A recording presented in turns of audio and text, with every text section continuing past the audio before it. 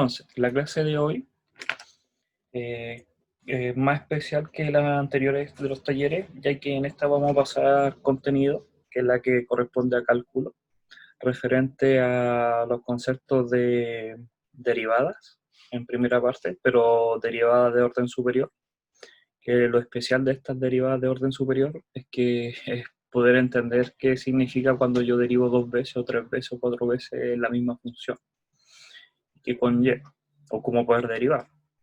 También a la mitad de la clase vamos a empezar a ver razones de cambio, entender cómo es el concepto de razón de cambio, que es el fuerte, lo que uno te podría preguntar, qué es lo que aprendiste en Mate 1, realmente es razón de cambio, y conlleva todas las aplicaciones en sí, porque aplica todo, derivar, entender funciones, y segunda derivar, y conceptos de variable independiente y dependiente, y ejercicios propuestos. Esta clase de hoy va a ser más densa porque hay contenido, también hay mucho ejercicio, entonces para que lo tengan claro. También pueden los que están presentes preguntar en cualquier momento, no hay problema, para poder detallar un poco más. Ahora, primero vamos a partir con las definiciones de derivadas, como acá dice, derivadas de orden superior. ¿Qué se entiende como derivadas de orden superior? Nosotros ya deberíamos entender el concepto de derivada, que nosotros podemos derivar una función que va a estar, puede tener más de una variable. Imaginemos que tiene tres variables, x, y z, pero nosotros estamos derivando respecto a una de esas variables. Eso quiere decir que esa variable dentro de la función es la que estamos derivando o la que nos estamos preocupando de su derivada. Las otras variables pasan a ser constantes porque no la estamos derivando respecto a esa. Pero en este curso en lo general nosotros tenemos simplemente funciones de una variable. Pero puede ser más de una. Puede ser que tenga x, y, z. Eso se profundiza más en los cursos más avanzados de Mate 3. Ahora, ¿qué es lo que pasa? Que cuando nosotros derivamos, ya entendemos las partes lógicas de cómo derivar una función y se puede denotar de diferentes maneras. Primero, las notaciones para una derivada, por si se habían olvidado, es de esta forma, como lo había puesto acá. También se puede escribir como y'. Recuerden que la función es la representación de la variable y, por lo tanto yo lo puedo escribir de esa forma, o también la f' de x. De estas tres formas se entiende que es la derivada de una variable.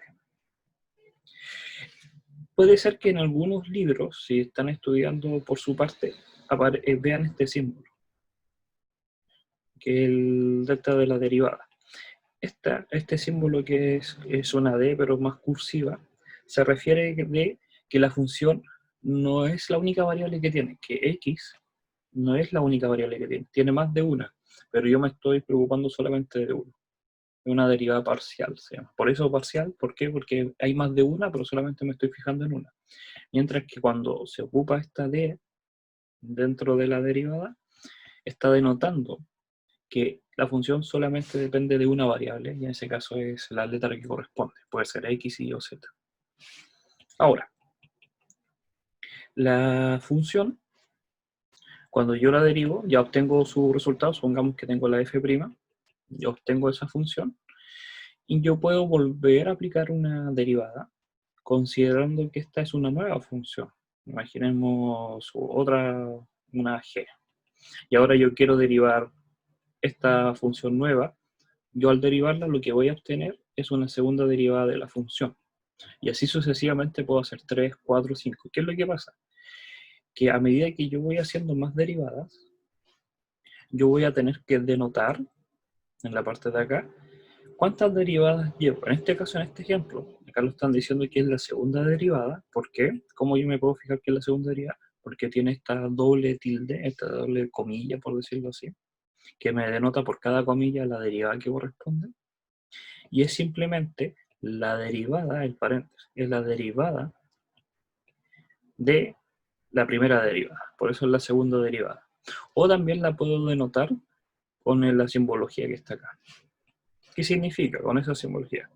Que yo lo que voy a hacer es derivar, pero a la derivada de la función, que ya yo la había derivado. Entonces, esa notación se puede escribir como este d cuadrado partido por dx cuadrado, que simplemente lo que me está denotando es la segunda derivada. Van a haber funciones y funciones, en general, porque no todas las funciones se van a poder derivar infinitamente. Veamos el caso de qué pasaría si yo tuviera la función 2x.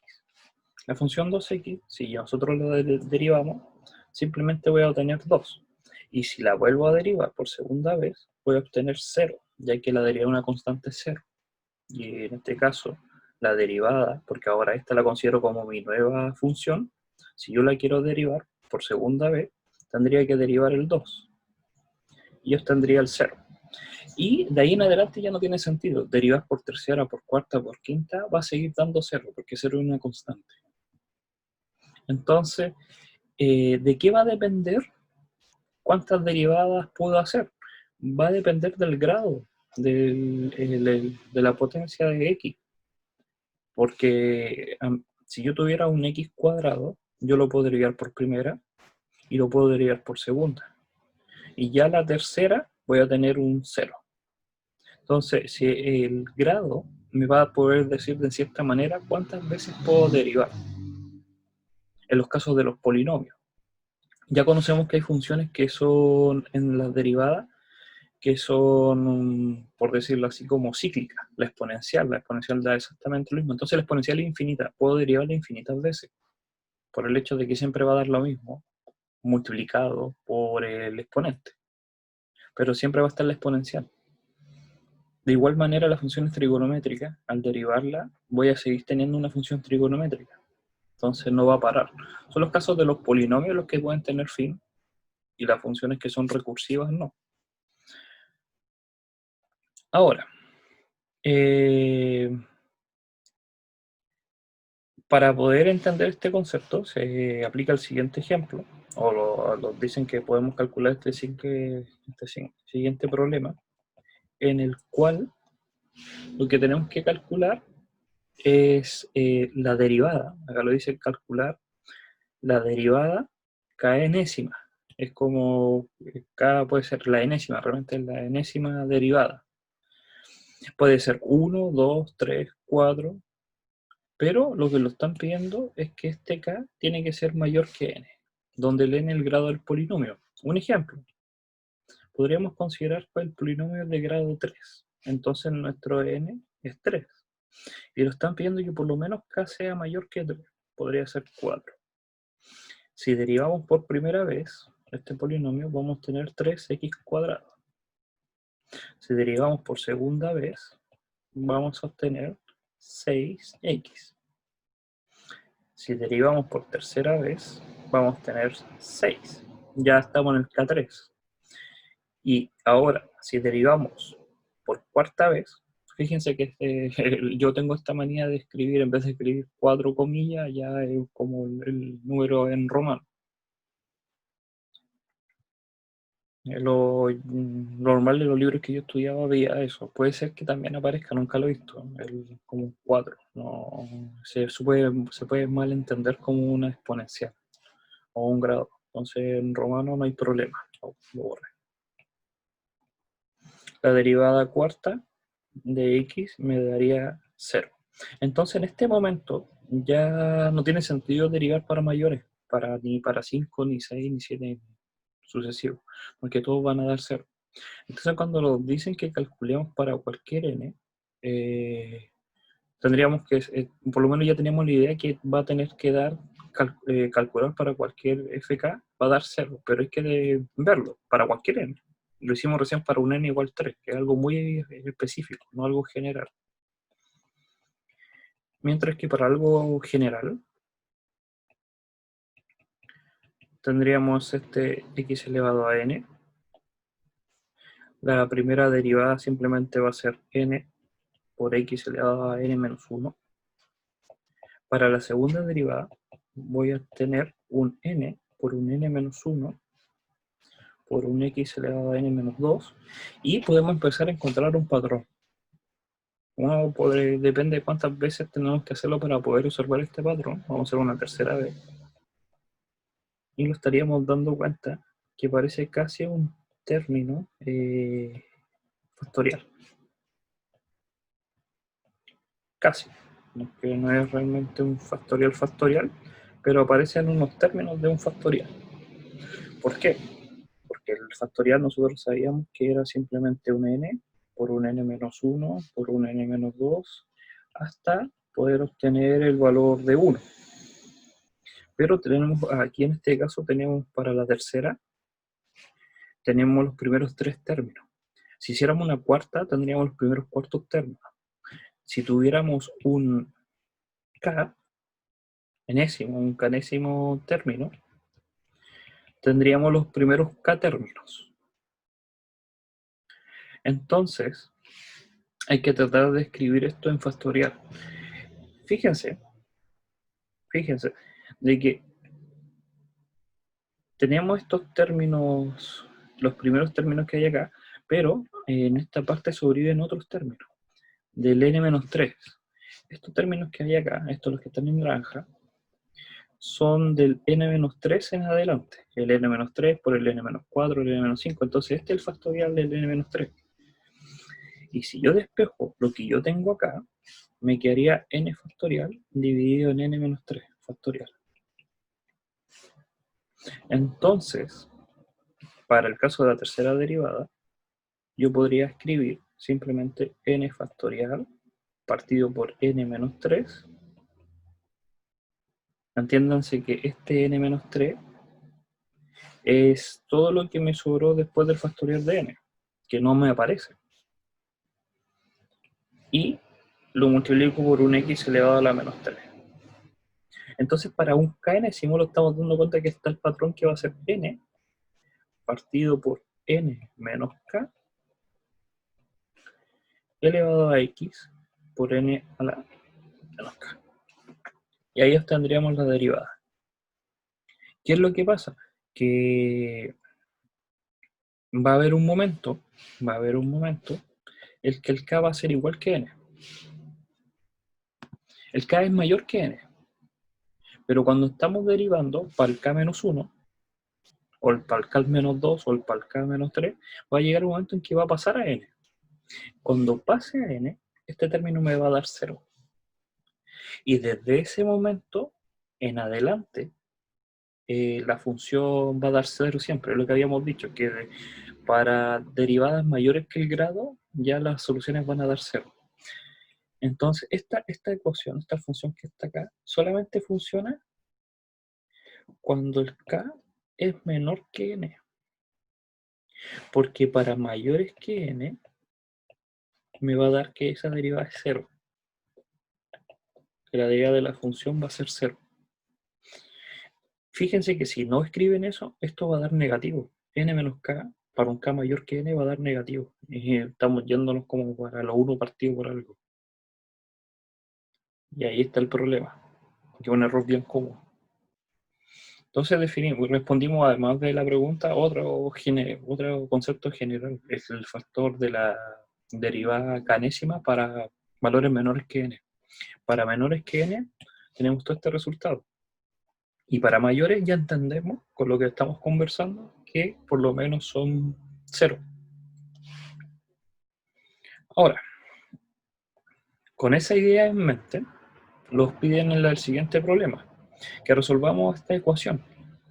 Nos están dando un término acá, que es el i, que es la función, y esta función nos dicen que a partir de este concepto nosotros tenemos que resolver toda esta ecuación que está abajo, toda esta ecuación que está acá. Demostrar que cumple. ¿Qué quiere decir? Que tenemos que demostrar que esto es igual a 0. Primero, observaciones. Fíjense que es un seno dentro de un seno. Eso es bien raro. Eso no funciona con grados. Entonces, lo que lo están a simple vista tenemos que observar es que esta función está en radianes. Que el x tienen que ser radianes. ¿Por qué? Porque son los radianes, ya entendemos que son números de 0, 2pi, pero son números. Siempre el pi es 3, y algo, y si multiplican por ciertos factores sigue dando un número. Entonces no afecta que después el resultado sigue dando un número y lo puedo volver a aplicar en una función seno. Pero si fuesen grados, no.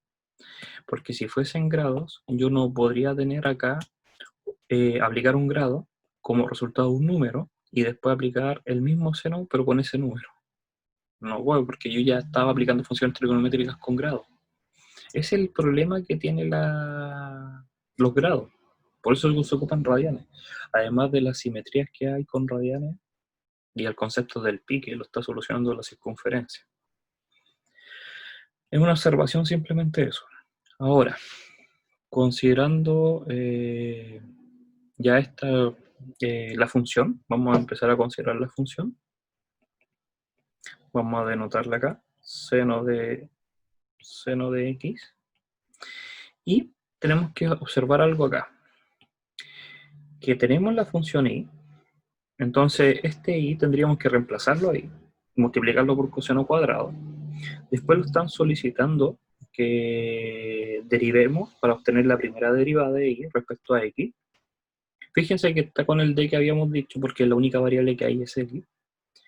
Y después lo solicitan la segunda derivada. Entonces hay que derivar hasta 2 veces. Más de 2 veces no tiene sentido, porque en la ecuación no hay más de segunda derivada. Esto por si acaso es una observación, que independiente del área que se vayan a especializar después en sus carreras de ingeniería,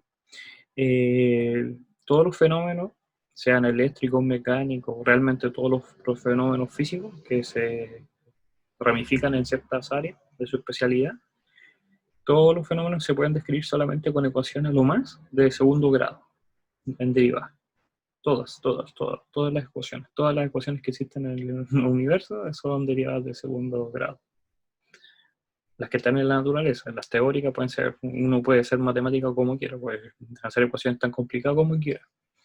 Pero todas las derivadas, Bernoulli, para, no sé, fluidos, o las de termodinámica, las de lo que sea, de transferencia de calor, o en mecánica, la de esta de hacer que una pieza se pueda romper, que es lo que estudian los mecánicas de roca, o de construcción, todas las funciones a lo más son de segunda derivada. Entonces, por eso es tan importante saber segunda derivada y resolver muchos estos tipos de problemas, porque es lo que vamos a trabajar, o lo que van a trabajar con la ecuación. Entonces, apliquemos la primera derivada, y nosotros ya sabemos que lo que se forma acá es una regla de la cadena, porque hay una función dentro de otra función. Acá lo que está pasando es que tengo una función g de x, una g de f, y dentro de la x. Entonces, la derivada de eso, si yo quiero derivar esto, lo que voy a obtener es la derivada del primero por la derivada del argumento por la derivada de x, de x. Porque puede ser que tenga más de una variable. Pero esto es 1 y nunca se pone, pero existe esa derivada de la variable. Está ahí. Eso lo tienen que tener bien en claro, porque el problema más grande que tiene la gente cuando pasa a más de 3, que les choca se comen ese término. Entonces cuando derivamos ahora, vamos a tener la derivada de seno es coseno por la derivada del argumento por la derivada de x respecto a x, que es un 1. No sé, pero ahí me da. Ahora, tengo que aplicar la segunda derivada. Entonces me olvido por un momento que esto es la derivada y esto es una nueva función. Esto para mí es una nueva función que tengo que derivar de nuevo. Eso es simplemente la segunda derivada. Y si fuese la tercera, derivar la segunda. Entonces, la derivada de esto, ¿qué lo estamos dando cuenta? Que aquí hay una multiplicación. Este 1 no existe, nunca seguro. Pero tenemos una multiplicación de dos funciones. Entonces la derivada de una multiplicación, en regla general, va a ser la derivada de la primera por la segunda más la primera por la segunda. Es la derivada de la multiplicación. Ahora, si derivamos, obtendríamos la derivada del primero, sería menos seno. Porque la derivada del coseno es negativo en seno. Menos seno, seno de x, por el argumento. Y por la segunda función. Este término que está acá es la derivada del argumento. Y este coseno que está acá, corresponde a la multiplicación de la segunda función que no derivé, más la primera función sin derivar por la derivada de la segunda función, que es menos seno de x. Si yo reordeno acá, obtendría seno de x, coseno cuadrado de x, porque coseno por coseno me da coseno cuadrado, menos, porque este signo se va con ese menos, y me queda coseno de seno de x. Fíjense que aquí hay que tener cuidado, y vamos a hacer esto con cuidado. Voy a cambiar esos paréntesis para denotar yo mentalmente para mí que la función que está en ese paréntesis es el argumento de la otra función y no está multiplicando. Se dan cuenta que hay una diferencia, porque acá yo realmente no estoy multiplicando seno de x, porque uno, si son muy desordenados se van a dar cuenta de eso. ¿sí? Aquí no estoy multiplicando seno por seno, es seno del argumento de seno. Igual uno se da cuenta porque esto no lleva el x, no lleva ningún x acá. Pero para los que son desordenados, traten de acostumbrarse a eso, a fijarse lo que están escribiendo. Y me quedaría simplemente seno de x. Y aquí obtenemos la segunda derivada. Entonces, vamos a borrar acá, esto es lo que estaba hablando, vamos a borrar acá, que esto es relleno, y vamos a borrar esta ecuación que ya está descrita abajo. Ahora, lo que vamos a hacer es reemplazar en cada uno de estos términos. Entonces me va a quedar la segunda derivada es todo esto, la última ecuación que tengo, es todo lo que está acá. Y a ese término le tengo que sumar tangente por la primera derivada. La primera derivada la tengo acá. Y si multiplico por tangente, se me va a ir el coseno, porque la tangente es seno partido en coseno. Entonces simplemente me va a quedar seno de x por coseno de seno de x. Vuelvo a decir que ahora estoy tomando todo este término. Todo este término es esto. Es todo esto. Es tangente por la primera derivada. Y para el caso del rojo, me dice que a la función la multiplique por coseno. Entonces me quedaría coseno cuadrado por seno de x. Entonces todo esto es lo rojo. Y el morado es todo esto. Entonces simplemente tengo que sumar. Tengo que sumar lo rojo con lo verde y con lo morado. Podemos ver que acá hay un coseno, seno de seno de seno. Y acá también hay un coseno, seno de seno, pero con signo contrario. Entonces se van a ir, se aniquilan. Y acá tengo un seno, coseno de seno de seno. Acá tengo un seno, acá tengo un seno, y acá tengo un coseno, coseno de seno. Y con signo contrario, se va. Entonces la suma sí me da 0. Entonces demostré que para esa función obtengo esa solución, que cumple. Véanlo como ecuación, volvamos como hacia atrás, como hace 2 semanas atrás. Véanlo como una variable. Es como que yo tuviera acá una variable al cuadrado, más una tangente por la variable x, o la variable que estoy viendo, más la variable. Esto se llama ecuaciones de derivada, que uno lo puede ver de esa forma. Entonces lo que estoy buscando es la función que cumple esta ecuación, eso simplemente. Y la encontré que esta función cumple. Que si yo la reemplazo está cumpliendo el objetivo. Ya. Ahora, fíjense en esta tercera pregunta, lo están preguntando que encontremos el valor de alfa, acá hay un alfa, de tal forma que cumpla la ecuación. Observemos que hay una segunda derivada de y, hay una primera derivada y nada más. Entonces tenemos que derivar 2 veces, lo mismo que el anterior. Pero este problema tiene una particularidad que es el logaritmo, que la mayoría de la gente se asusta con el logaritmo, pero es lo mejor que puede pasar, igual que el exponencial.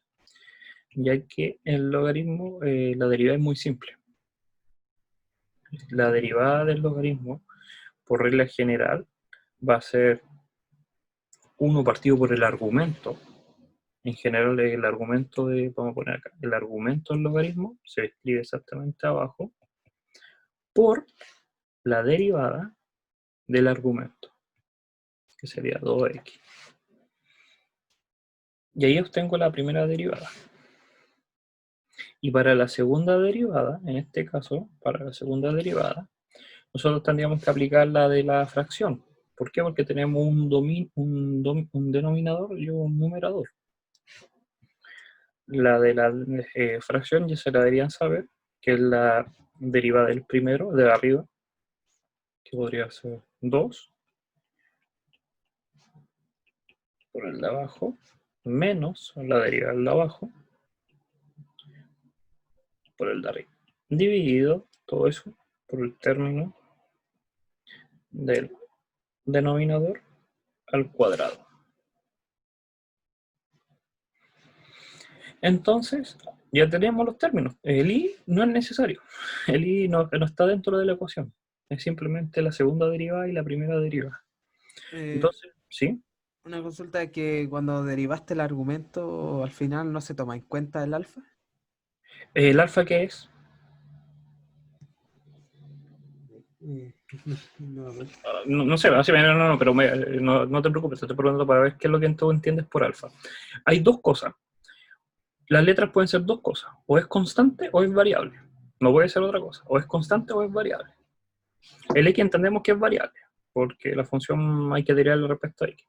Pero alfa, ya, tú tienes la duda. ¿Es constante o es variable?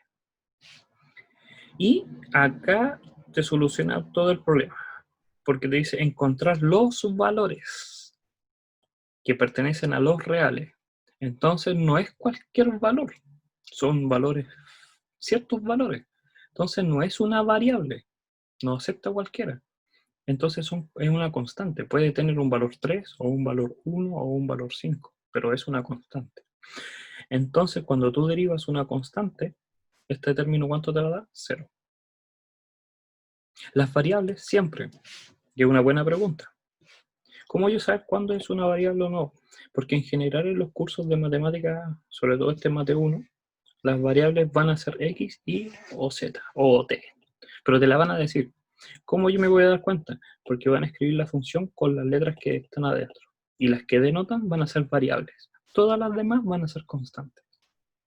Como acá escribieron Y, el i, nosotros sabemos que simplemente hasta el día de hoy en el curso es un f de x. Entonces la única variable es x. Todo lo demás es constante.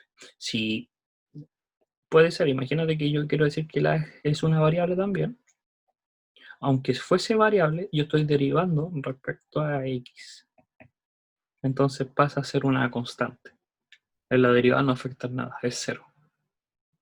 ¿Se entendió? Sí. Ya. Entonces, si reemplazamos, fíjense que vamos a poner con otro color, el morado que está acá. La segunda derivada, si yo la reemplazo, el término cuadrado se va a ir, se va con el de abajo, con el denominador, y solamente me sobrevive la parte de arriba, el 2x cuadrado más alfa cuadrado, menos, pongamos tiro 4x cuadrado, ya que es 2x por 2x, 4x cuadrado. Después, tengo que este término en amarillo, en verde, está multiplicado por este término en amarillo, todo esto. Y eso es el denominador.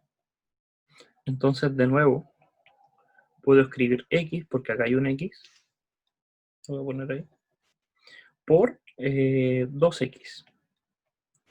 Vuelvo a decir, sobrevive solamente el 2x porque todo el término amarillo se va a morir con el denominador de la primera derivada.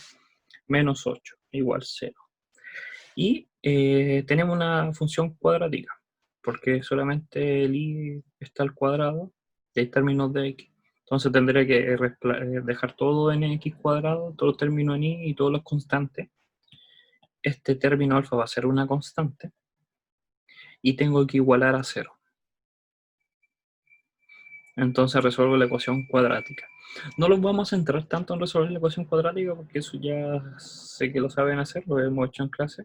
Entonces ya es resolver esta ecuación. No hay sorpresa, es resolver una ecuación cuadrática. Vamos a resolver esa ecuación cuadrática que va a depender de alfa, porque acá está el valor alfa, y ahí habría que ver qué soluciones daba que dé 0. Van a haber dos, va a dar una alfa y otra, y hay que ver si son iguales o son distintas. O puede ser que no haya.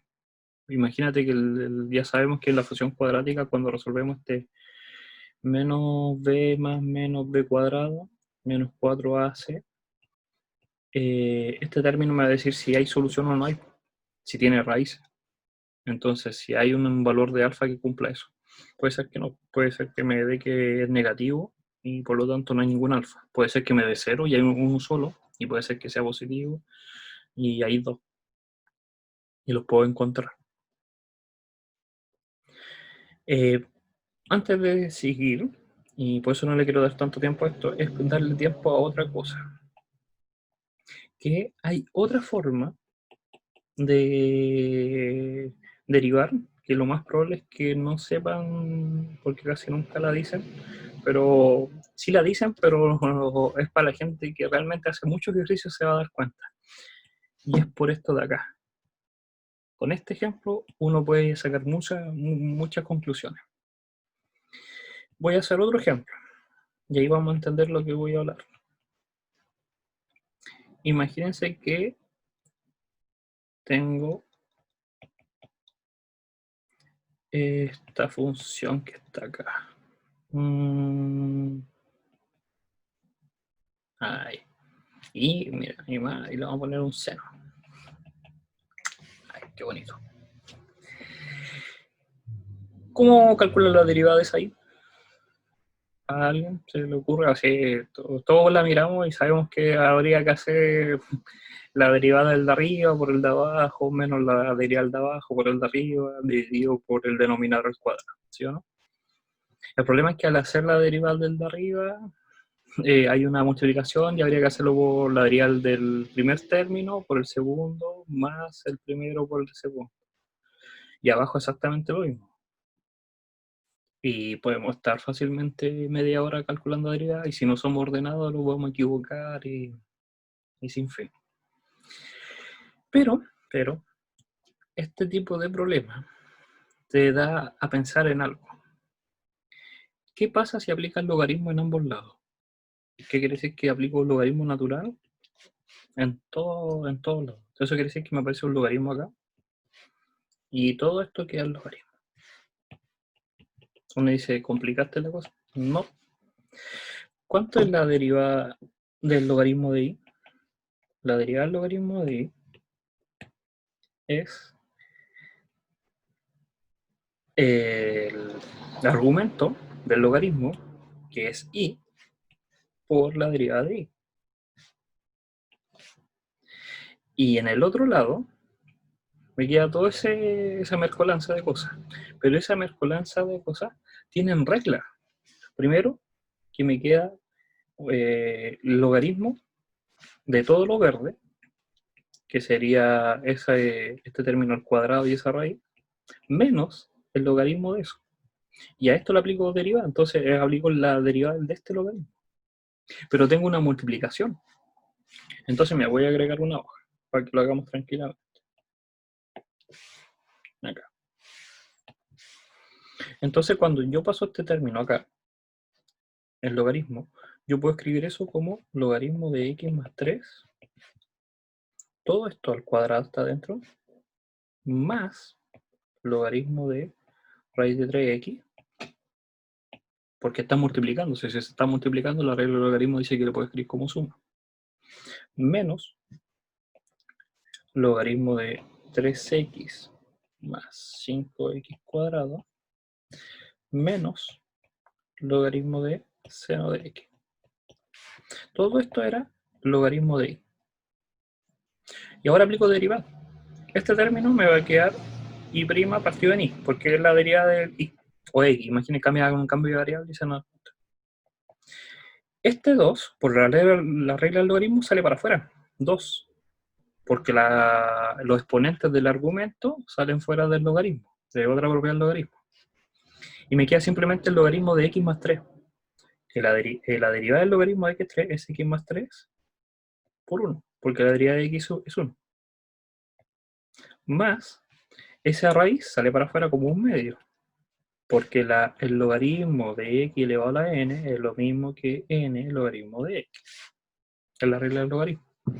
Entonces me queda por 3x por 3, por la derivada, menos 3x más 5x cuadrado por la derivada, menos seno de x por la derivada. Y yo quiero la derivada de y. Entonces me va a quedar y, que ya la conozco, que era todo esto. Lo escribo acá, que esto es y.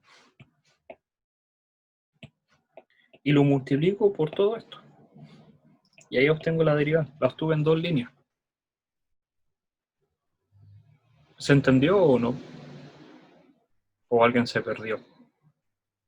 Entonces este ejemplo te está diciendo que los logaritmos es lo más genial que puede pasar en la vida, porque puedes solucionar derivadas sumamente complicadas aplicando logaritmos y aplicando las propiedades del logaritmo, aplicando la de las potencias y la de división y multiplicación del argumento.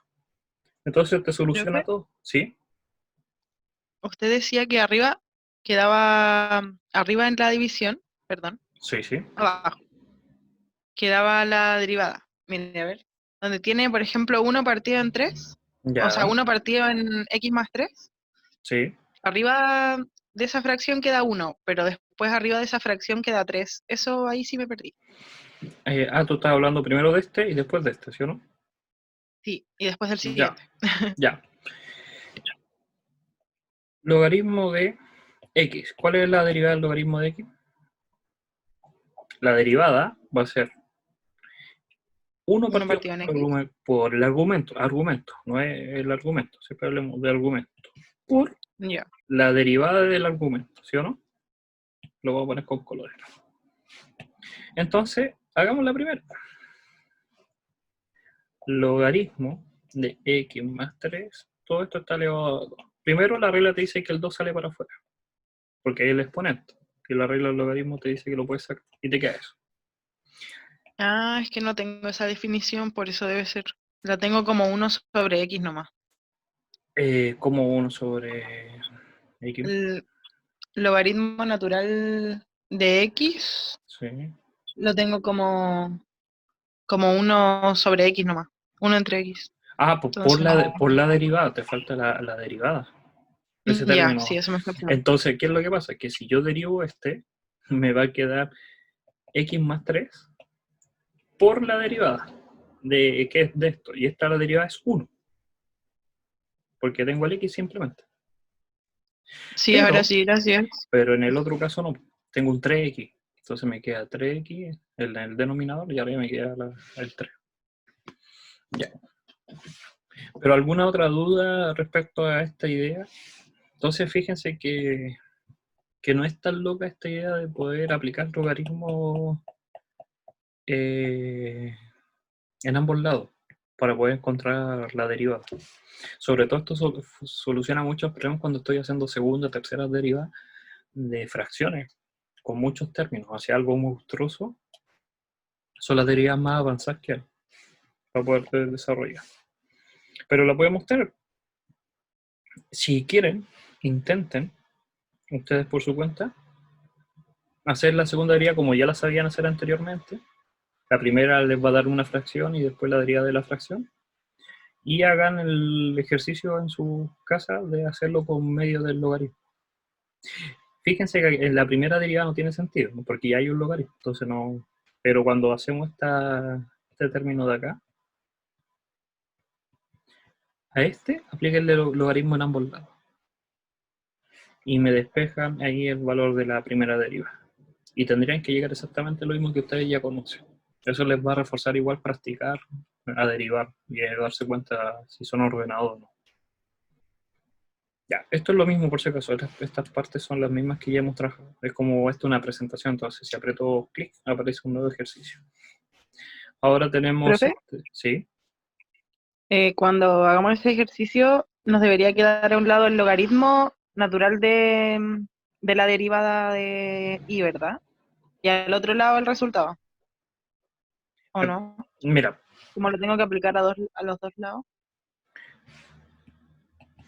centrémonos, no hay problema, hagámoslo por lo menos. Ya, esto de aquí a acá no hay problema, porque es fácil, tampoco hay que usar, no hay que abusar mucho tampoco de estas propiedades, de estas herramientas, porque al final te pueden salir en contra. Es fácil calcularla, entonces no hay problema. La derivada del logaritmo, fíjate, te queda el x cuadrado, el argumento te queda como denominador, y tienes que derivar el argumento, y de ahí aparece el 2x, que está. Ahora, yo lo que digo es que para calcular esa derivada, el caso que ustedes hacían anteriormente era la derivada del numerador por el denominador menos la derivada del denominador, que es 2x, por el numerador. Y todo eso dividido por el denominador al cuadrado. Esa es la solución. En este caso es bien sencilla, por eso no... Pero podemos aplicar este método del logaritmo. Entonces, anotamos la función original, esta segunda derivada. La primera derivada es 2x partido en x cuadrado más alfa cuadrado. Si yo aplico logaritmo, en ambos lados me queda logaritmo natural, logaritmo natural. Si derivo,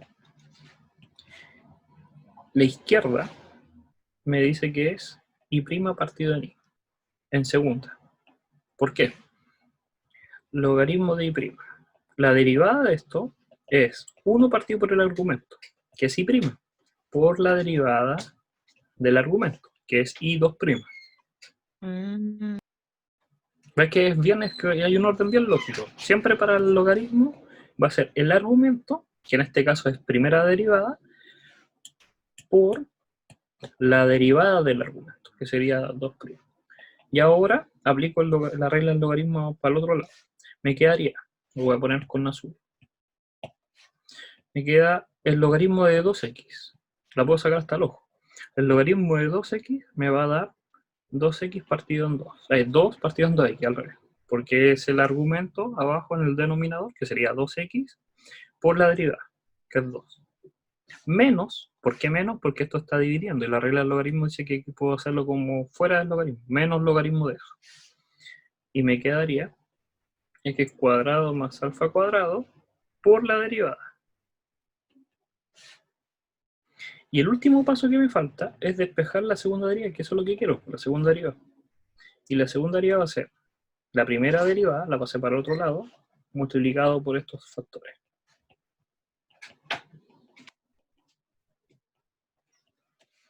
La primera derivada yo ya la conozco, era todo esto. Entonces reemplazo eso, lo reemplazo acá, multiplico y obtengo. Y este ejemplo igual es bueno por el hecho de que, si se dan cuenta, cuando son muy sencillas, es contraproducente aplicar el logaritmo, porque es más rápido hacer la regla de la fracción. Pero cuando tenemos esta idea de muchas más difíciles que las que había mostrado, ahí ya aplica lo del logaritmo. ¿Ya? ya, profe, gracias. Ahora, siguiendo con el problema. Dicen que calculemos esta derivada que está acá, pero enésima vez. Calculemos n veces la derivada. Espérenme, déme un minutito. Vengo a ti.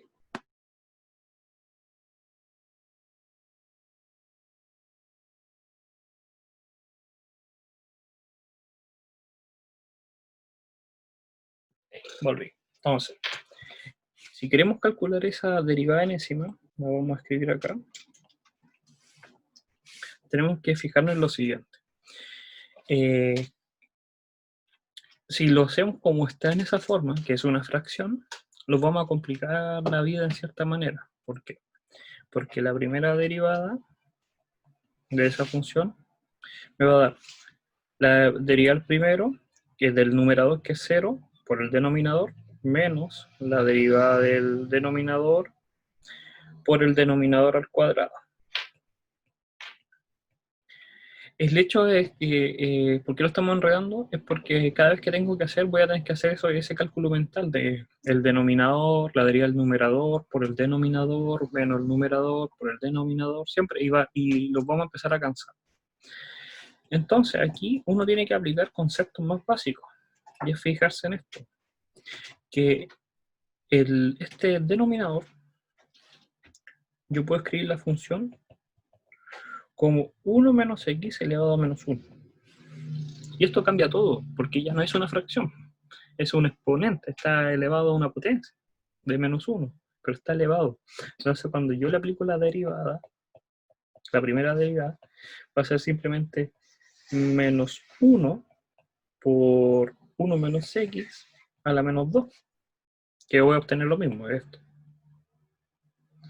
Pero hay un orden, el patrón que habíamos dicho que siempre es importante fijarse en ese patrón. Menos 1 por menos 2 por 1 menos x elevado a la menos 3. Y así sucesivamente voy a obtener que para n, ¿qué voy a obtener? Aquí hay que fijarse que está apareciendo este factorial, porque para la segunda tengo un 2. Para la tercera derivada, hagamos la tercera para que lo vean. La tercera derivada voy a obtener un menos 1 por un menos 2 por un menos 3. Factorial de 3. Aparece ese factorial de 3. Entonces, para n voy a tener un n factorial. Pero el signo va a cambiar. El signo va a cambiar porque puede ser positivo o negativo. ¿Y de qué va a depender? Del n. Si el n es par, fíjense, si el n es par como en esta derivada, el menos por menos me va a dar más. Pero cuando la derivada es impar, me está dando términos negativos. Entonces, este menos 1 lo puedo elevar a n. Porque si el n es par, me va a dar positivo. Y si el n es impar, me va a dar negativo. Por 1 menos x menos 1 menos n. Y ahí obtendría el resultado. ¿Se dan cuenta que no es tan complicado verlo de esa forma? Puedo obtener el general. Cuando te están pidiendo calcular el enésimo, es que tienes que escribirlo de esta forma, escribirlo en la forma para cualquier n. No probar para el 1, 2, 3, 4, para encontrar cualquier n. Entonces, de esta manera no se puede visualizar ese patrón. Entonces, lo único que tiene que hacer antes de hacer los patrones es reordenar la función, reordenarla, simplificarla, encontrar propiedades que me simplifiquen lo máximo posible esto, y empezar a probar con una cierta derivada hasta que yo pueda visualizar el patrón. Hay gente que con 2 derivadas se da cuenta, con 3 o con 4 o con 5. Y lo importante es entender esto, que tienen que empezar a aprender, por eso es bueno el álgebra, en cierta medida, a desarrollar la mente y darse cuenta de este patrón del factorial y del signo. Que el signo yo lo puedo escribir con este término. Un menos 1 elevado a algo puede ser par o puede ser negativo o puede ser positivo. Siempre que encuentren en algún libro un menos 1 elevado a algo, es que te cambia el signo.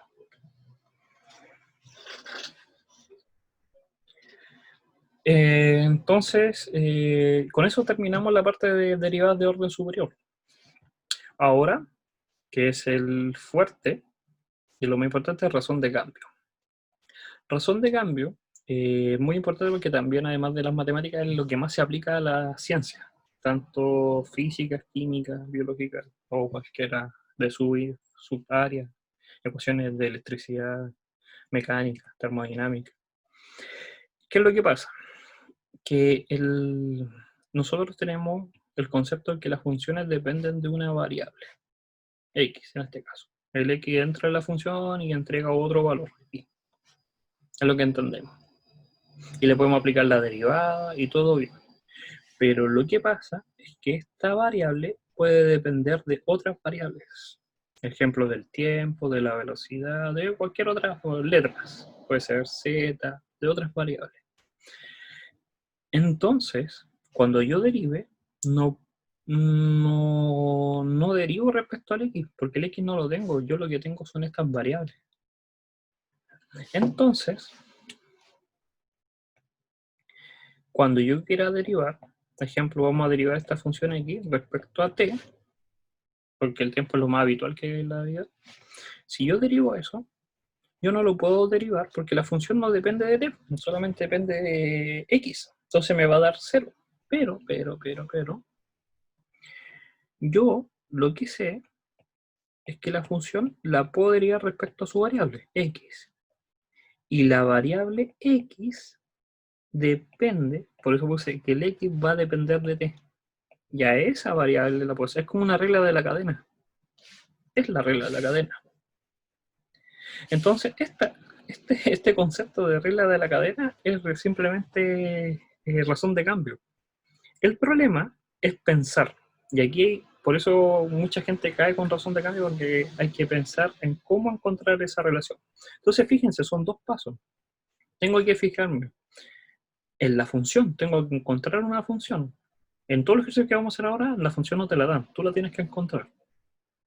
Y te tienes que preguntar cuáles son las variables que tienes. Tú, con la función y las variables, encuentras fácilmente, vamos a encontrar esta ecuación y la vamos a resolver. Aquí hablo un poco del concepto de variable independiente, pero si se dan cuenta, aquí puede haber un error que simplemente es hablar de la derivada. ¿Qué es lo que pasa? Que cuando nosotros tenemos esta función y tengo un valor acá, tengo un x y obtengo un f de x, yo, para ver cómo cambia la función en esta zona, en esta zonita que está acá en la verde que voy a poner ahí, cómo cambia, por eso se llama razón de cambio, ver cómo está cambiando, yo me tengo que acercar, y me tengo que acercar con un valor de a. Entonces, si está muy lejos no sirve, tiene que estar cerca de la zona, y la zona es muy pequeña, para que no sea tan susceptible. Entonces, yo lo que voy a calcular a medida que me voy acercando es la recta, que pasa por esos dos puntos. Y la pendiente me va a dar la información. La pendiente de esa recta, recuerden que es delta i partido en delta x. La pendiente de cualquier recta es delta i, delta x. Delta i son las funciones. Y el primer punto es x, menos el segundo punto que es a, dividido en los delta x. Y ahí obtengo el concepto de pendiente. Y si esto lo hago muy pequeño, que lo vamos a poner acá, cuando me acerco, el a se acerca demasiado al x, cuando esto es muy pequeño, este delta x se hace muy pequeño, cuando x se acerca al a, o el a se acerca al x, se hace tan pequeño que aparece el límite. Y el límite de eso es la derivada, evaluada en el punto. Eso es lo que estábamos haciendo hasta ahora. Entonces, con ese mismo concepto de la derivada, es lo que vamos a hacer con razón de cambio. ¿Qué es lo que pasa?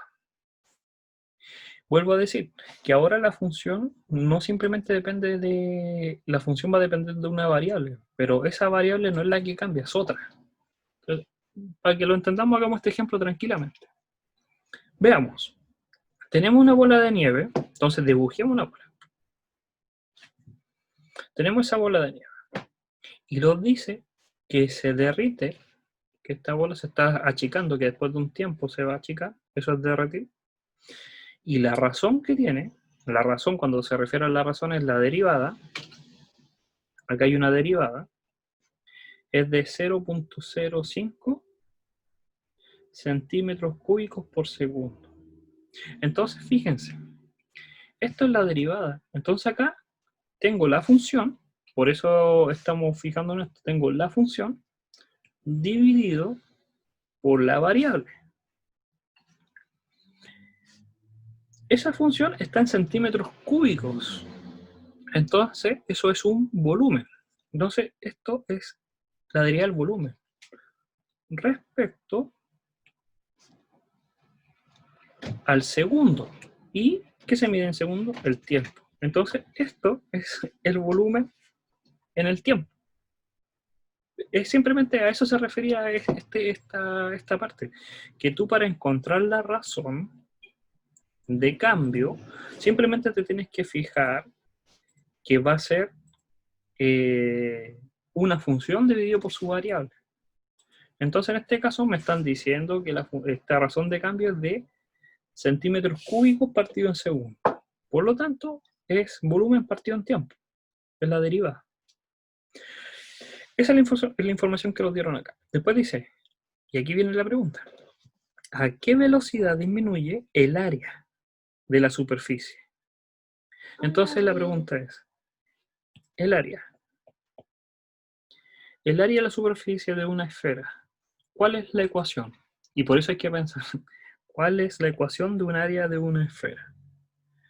Entonces, ¿cuál sería? 4pi r cuadrado, ¿sí o no? Si no lo recuerdan, te podrían buscar, pero es esa, 4pi r cuadrado, si no me equivoco. Ahora, si esa es el área de la superficie, es el área, vamos a cambiar el color, de esta esfera, me están preguntando, por eso dicen, ¿cómo disminuye esa área? Entonces lo que me están preguntando es cuánto cambia en el tiempo. Eso me están preguntando. ¿Cuánto cambia en el tiempo? Eso es lo que tengo que obtener, el dA dt. ¿Vamos bien? ¿O no hay ningún problema? Ya. Entonces, me están preguntando el dA dt. Pero, me están dando el dB dt, que es el volumen. Entonces, si me están dando el volumen, tengo que encontrar una ecuación que me relacione el volumen con el área. Porque me están dando el volumen, no el área. Me están dando la información del volumen. Entonces, el volumen es 4/3 pi r cubo. ¿Sí o no? Entonces, si esa función es 4pi r cubo, yo la puedo escribir como... ¿cómo la puedo escribir? En función del área. Me quedaría 1/3 del área por R. Escribí el volumen respecto al área. Y si derivo respecto al tiempo, voy a obtener, paréntesis, más A dr dt. Entonces, acá tengo el volumen, pues me lo dieron, 0,05. Acá está el dato que me estaban pidiendo. Me falta el R, que acá está, me lo dice. El área lo puedo calcular para ese punto. Yo, si tengo los 10 centímetros, puedo calcular cuánto vale el área. Y me estaría faltando el dr dt. ¿Sí o no? El entender cuánto es el dr dt. Pero dB dt es lo mismo que dB de R, porque depende de R, el volumen depende de R, por dr dt. Entonces tengo ese valor, el dB de R, lo puedo derivar, lo reemplazo en R y obtengo el dr dt. De nuevo, para los que se perdieron, porque no es fácil, y aunque perdamos toda la clase hoy día, es para entender estos problemas. Vamos a volver a explicar. Lo primero que es importante son unos ciertos pasos. Siempre te van a dar un cambio, un razón de cambio. Y tienes que fijarte por las unidades cuál razón es. Como son centímetros, es dB de t. Y d dividido en tiempo. 0,05. Centímetros cúbicos partido en tiempo. Segundo paso, ya cumplimos el primero. El segundo paso es entender qué es lo que te están preguntando. Como dice, calcular la velocidad que disminuye el área. ¿A qué velocidad disminuye? Lo están preguntando cuánto cambia el área en el tiempo. Y aquí yo me tengo que preguntar, tengo esto y esto me pide. Tengo que encontrar una relación. Para eso me acuerdo, el volumen de una esfera es 4pi cubo partido en 3. Y el área es 4pi r cuadrado. Entonces encuentro la relación entre las dos. El volumen es igual a el área por r partido en 3. Es el segundo paso. Y derivo. Entonces me queda dB de t. ¿Por qué con el tiempo? Porque es lo que me dieron. Me queda la derivada del primero por la segunda función y la constante más el primero por la derivada del segundo. Y empiezo a fijarme. ¿Tengo el dB de t? Sí, me lo dieron. ¿Tengo el dA de t? Eso es lo que me preguntan. ¿Tengo el R? Sí, 10 centímetros. ¿Tengo el área? Pero si reemplazo acá obtengo el área. Ya, lo tengo. Y me falta el de acá en rojo, el dr de t. ¿Cómo obtengo el dr de t? Puede ser que si ya saqué información de esta, me falta esta. De esa información tendría que el dB de t va a ser igual en unidades. El v no depende del tiempo, depende de r. Veo ahí la función depende de r. Y el r me queda por el tiempo. Es la regla de la cadena. ¿Este valor lo tengo? Sí, 0,05. Lo pongo 0,05. El dB respecto a r, derivo. Me queda el área. Me queda el área, ¿sí o no? 4pi r cuadrado. ¿Y sé cuánto vale esa área? Sí sé cuánto vale esa área. Entonces me queda dr de t. Calculo ahí 4pi r cuadrado. Para el r que me lo dieron. Entonces despejo y me queda el dr de t y lo reemplazo ahí. Y despejo la pregunta. No voy a profundizar tanto en los valores, porque hay más ejercicios y prefiero mil veces que entendamos este procedimiento por mucho ejercicio y los cálculos los dejamos. Pero es simplemente despejar eso. Ese lo tenemos, el R lo me lo dan, el A es reemplazar el R y este se obtiene de acá. Fíjense este otro. Dice, un hombre de 6 FT, nunca se preocupen por las unidades. Si está en FT, todos quedan en FT. Es como dejarlo en metros mentalmente. Imagínense que está en 6 metros. Eso. Dice que hay una persona que mide 6 FT, que son pies, foot, en inglés, 6 pies de altura. Y camina a una razón de 5 FT. Entonces, esto de acá es una derivada, porque es una razón. Y tiene unidades de FT partido en segundo. Entonces el FT que mide distancia, X, en el tiempo.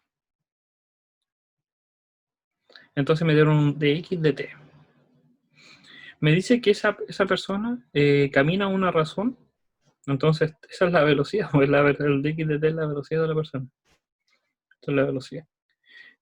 Con que se acerca a un foco de luz. Ese foco de luz mide 16 pies. Y la pregunta es que esta persona, cuando le llega el rayo de luz, acá cuando le alumbra este rayo de luz, genera una sombra. Esto genera una sombra. Y la pregunta es, ¿cuánto cambia la longitud de la sombra? ¿Cuánto cambia la longitud de la sombra? En un cierto punto. Pero eso lo están preguntando. Entonces, tenemos que ponerle una variable a la sombra. Tenemos que ponerle una letra. ¿Por qué? Porque es lo que lo están preguntando. Imaginemos que lo vamos a llamar I. O sea, esto lo vamos a llamar I. Ya. Fíjense que acá se forma un triángulo. Y acá se forma otro triángulo. Tenemos dos triángulos. Voy a borrar esto, que esta es la velocidad con que se mueve el objeto. Y vamos a llamar a este valor Z. ¿Por qué? Porque para formar el triángulo completo. Y yo puedo decir esto, que el largo, que todo este largo va a ser I más Z. Todo ese largo. ¿Por qué estoy haciendo eso? Porque estoy buscando la relación de I en comparación a cuánto se mueve. ¿Y hacia dónde se mueve? Hacia Z. El Z va a disminuir. Por eso estoy relacionando el I con el Z. La persona se mueve por esta zona. Entonces me importa saber esta zona que se mueve.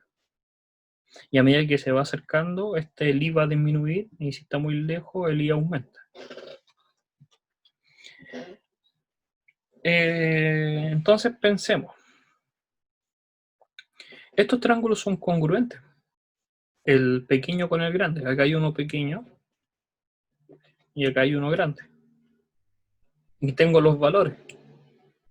Yo puedo decir que el cateto opuesto, partido en I, por el cateto adyacente, va a ser igual al cateto opuesto al grande, partido por el L.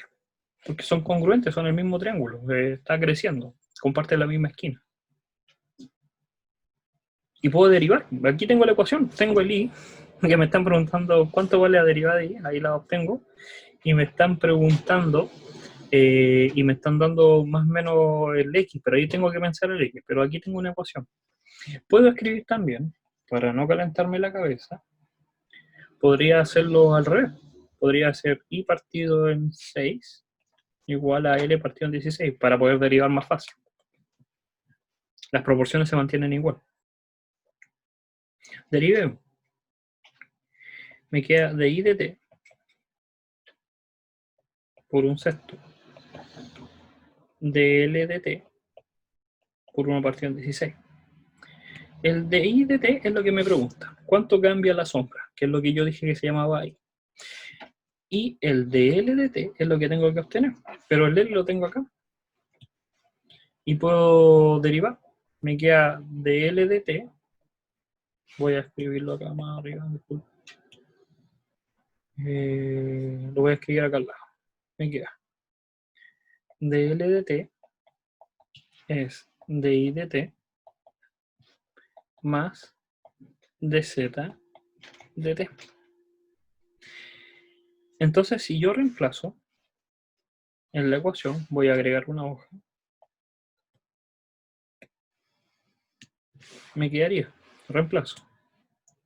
Esto que está acá, el cuadrado. Me queda de I de T por un sexto va a ser igual a dl. Y el dl ya lo tuve. Se dan cuenta que este paso, si somos ordenados, es re fácil. De I de T más de Z de T por un sexto. Este término lo junto con este. Y el de Z, ¿qué dijimos que era Z?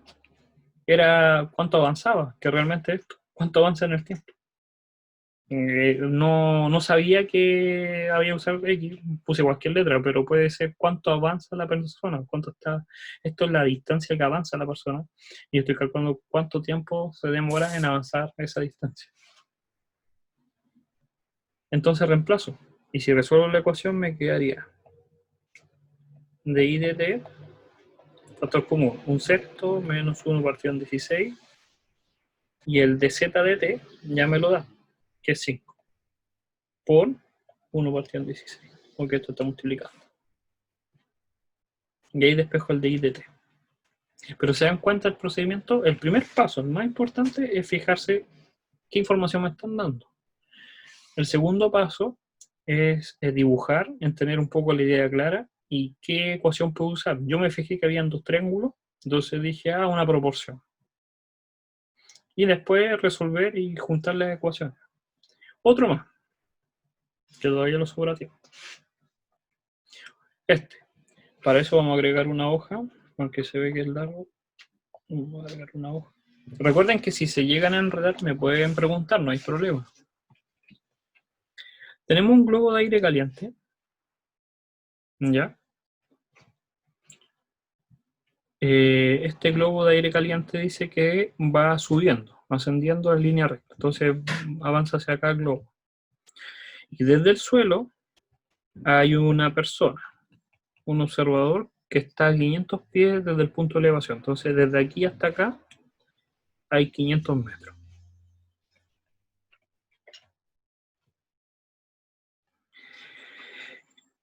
Como va subiendo, la persona va inclinando su observación, dice. En el momento en que el ángulo de elevación del observador es pi cuarto, da lo mismo esa información. Eso nunca lean los datos, no los lean, vean el dibujo, man. Ya va a subir y va a haber un ángulo. Y ese ángulo crece a una razón, y ahí nos da la razón. Entonces dicen la razón. ¿Qué va a hacer? Va a ser una derivada. 0.14 radianes por minuto. ¿Qué se mide en radianes? El ángulo respecto al tiempo. Hay que fijarse que está en minutos, entonces si lo quiero dejar en segundos, todo va a estar en segundos. Si lo dejo en minutos, toda mi respuesta va a ser en minutos. Y la pregunta es, ¿qué tan rápido se eleva el globo? Entonces lo que me están preguntando es que si esto es h, me están preguntando el dh de t. ¿Qué tanto cambia? Cuando dice qué tan rápido, qué tan lento, qué tanto crece, qué tanto se achica, todo eso es un cambio. Entonces, como es un cambio, es una razón y una derivada. ¿Qué tanto cambia el elevado, el h? Entonces me están preguntando eso. Y me están dando eso. Y tengo un triángulo. ¿Qué puedo aplicar ahí? ¿Alguien me puede decir qué puedo aplicar? Si tengo un triángulo y me dan un ángulo y me están preguntando un cateto.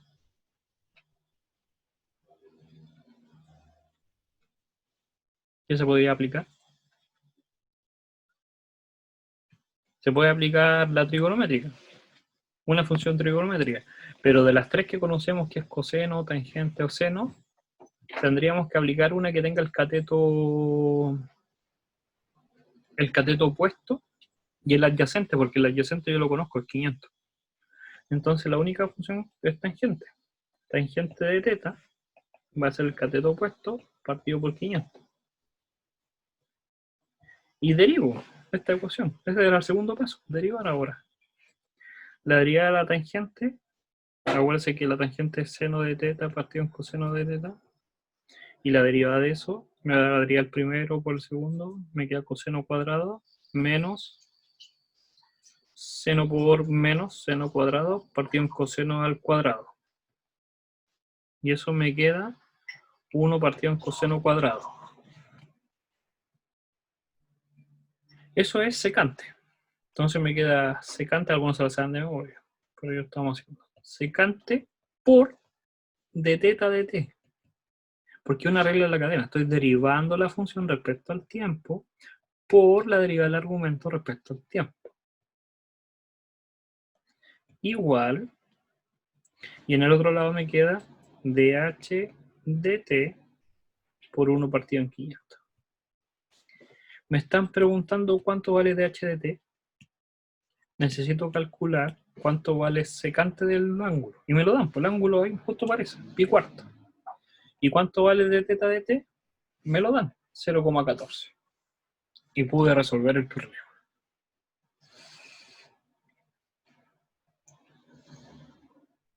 Entonces uno se puede dar cuenta que puede resolver cualquier problema. Mira, aquí hay otro, hagamos eso.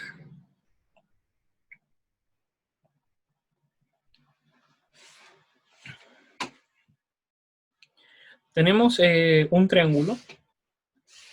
Dice que tengo un triángulo, dibujo un triángulo. Y dice que este triángulo se hace más pequeño, disminuye.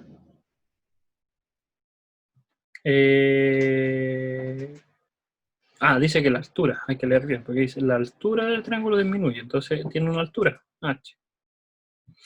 Entonces, la altura disminuye a esta razón. ¿Cómo yo me di cuenta aquí que había algo acá raro? Porque la razón era centímetros. Entonces la derivada era centímetros partido en minutos. Y la unidad de centímetros es distancia, no es perímetro. Podría haber sido el perímetro, pero dije distancia. Entonces volví a leer, dije, la altura. Realmente no es cualquier distancia, pues la de h. Entonces de h de t, la altura. Entonces si la altura del triángulo disminuye, ahí está. Mientras que el área del mismo, nos dicen ahora que el área también disminuye. Entonces el de a de t disminuye a una razón de 3 centímetros cuadrados partido en minuto.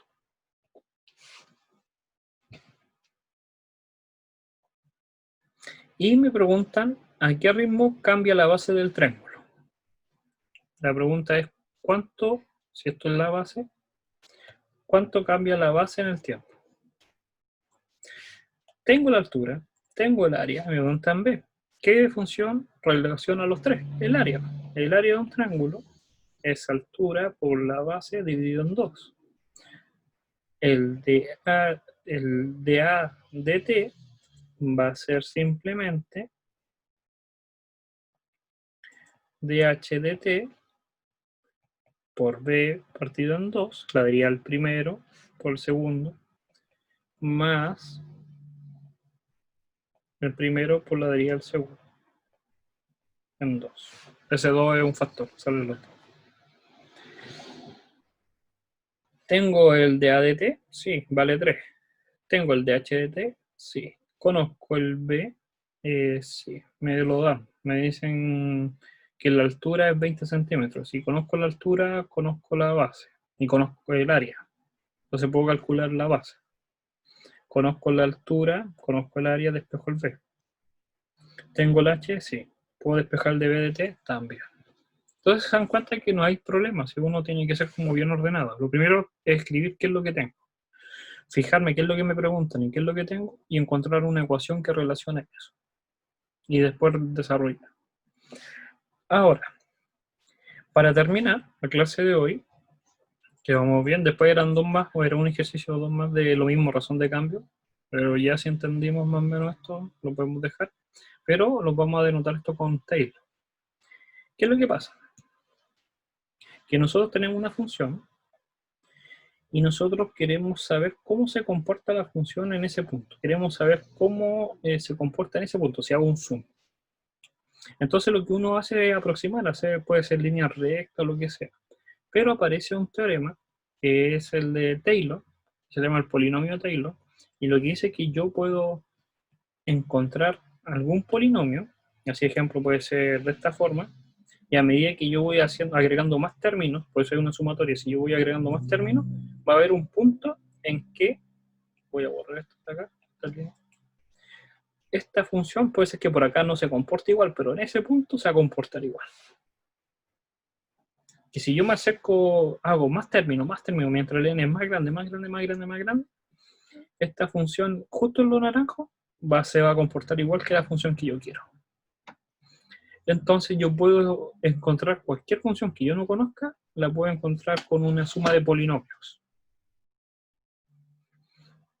Es como para lo electrónico que cualquier tipo de onda se puede escribir como la suma de seno y coseno, las señales de onda. También acá. Tú puedes escribir cualquier función en una vecindad, con la suma de este polinomio tan famoso. ¿Qué es lo que pasa? Que para escribir esto aparece este término de acá, y es lo que hemos hablado todo el día. Las derivadas enésimas. Entonces, simplemente encontrar esos términos.